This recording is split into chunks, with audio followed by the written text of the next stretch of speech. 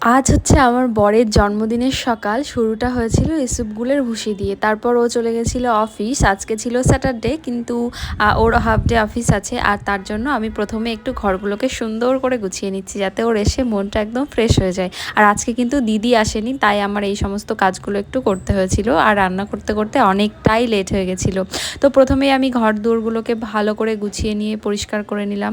আর তারপরে চলে আসলাম রান্না করতে। আজ রান্না হবে মাটন বিরিয়ানি বাংলাদেশি স্টাইলে। তো তার জন্য আমি প্রথমে আলুগুলোকে ভেজে নিলাম, বেরেস্তা করে নিয়েছিলাম। আর তার মাঝখানে আমার পায়েসটাও হয়ে গেছিলো। আর এটা যেহেতু মাটন ছিল, আমি প্রেশার কুকারে দেবো না, তাই অনেকক্ষণ ধরে কষিয়ে কষিয়ে রান্না করছিলাম। কষানোর কালারটা যখন পরিবর্তন হয়ে গেছিলো, তখন জল দিয়ে আমি এটাকে প্রায় 30 মিনিটসের মতো ঢেকে রেখেছিলাম। তারপরে আমি চাল দিয়ে ভালো করে নাড়াচাড়া করে এটার ভেতরে গরম জল দিয়ে দিয়েছিলাম। তারপর সুন্দর করে প্লেটিং করে নিয়েছিলাম আমার বরের জন্য। এখানে ছিল বিরিয়ানি, মাটন কষা, রায়তা, পায়েস, সালাড আর 5 রকমের মিষ্টি। ও তো অফিস থেকে এসে 1 সেকেন্ডও ওয়েট করেনি, কারণ ওর এই বিরিয়ানিটা ভীষণ পছন্দের। তো সবাই খুব ভালো থেকো। আর ভিডিওটা কেমন লাগলো অবশ্যই জানিও।